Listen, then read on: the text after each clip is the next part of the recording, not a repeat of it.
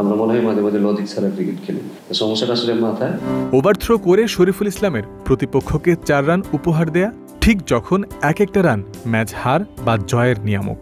শরীফুল যখন এমন থ্রো করলেন যেটা না করলেও চলতো, ঠিক তখনই উল্টো জায়গায় তাওহিদ হৃদয় এমন একটা থ্রো তিনি প্রথমবারে করলেন না, যেটা না করলেই নয়। Game sense, match awareness, thinking cricketer, এগুলো ক্রিকেটেরই পরিচিত সব শব্দগুচ্ছ।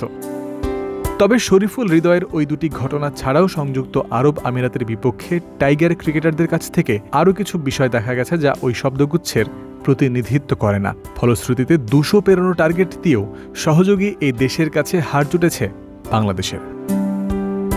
বিজ্ঞরা বলে থাকেন, ক্রিকেট যতটা না স্কিলের খেলা, তার চেয়েও বেশি মানসিকতার।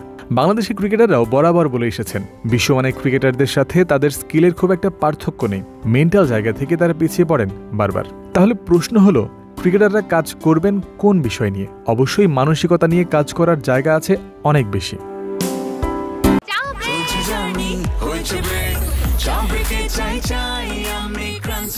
যে কোনো চা ব্রেকে বিস ক্লাব ড্রাই কেক, চায়ের সাথে আয়েশ। সংযুক্ত আরব আমিরাতের বিপক্ষে উড়াল দেওয়ার আগে দেশের মাটিতে বেশ কিছুদিন দলগতভাবে অনুশীলনে কঠোর পরিশ্রম করেছেন লিটন দাস, তাওহিদ হৃদয়রা। সিনিয়র সহকারী কোচ মোহাম্মদ সালাউদ্দিন শিষ্যদের খাটুনির মাত্রা বোঝাতে ব্যবহার করেছেন অমানুষের মতো পরিশ্রম করার মতো শব্দ। খেলোয়াড়দের এমন পরিশ্রম দেখে খারাপ লেগেছে, তাদের নিজেদেরই বলেছিলেন এ কথাও। তবে প্রসঙ্গ যখন আসে আন্তর্জাতিক মান থেকে কোথায় বারবার পিছিয়ে পড়ে বাংলাদেশ, আগের মতো এবারও সালাউদ্দিন জানিয়েছিলেন মাথার সমস্যা ও লজিক ছাড়া ক্রিকেট খেলাই এর কারণ। আসলে খেলাটা তো আসলে মাথায়, আমরা কিভাবে আসলে ক্যালকুলেশন করতেছি, আমরা কি লজিক্যাল ওয়েতে ক্রিকেট খেলতেছি কিনা।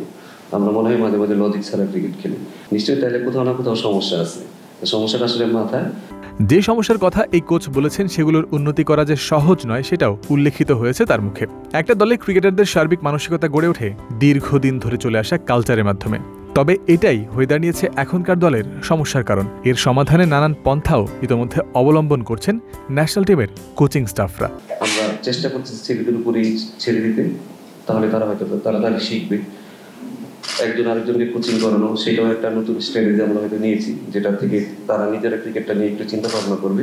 সো এরকম ভাবে চেষ্টা করতেছি যে আমাদের কালচারটা যেন একটু চেঞ্জ হয়। তবে সমাধানের কার্যক্রম যখন চলছে, সামনের দিনগুলোতে এর মাত্রা কমে আসবে, একসময় তা উধাও হয়ে যাবে, সেটাই তো কাম্য।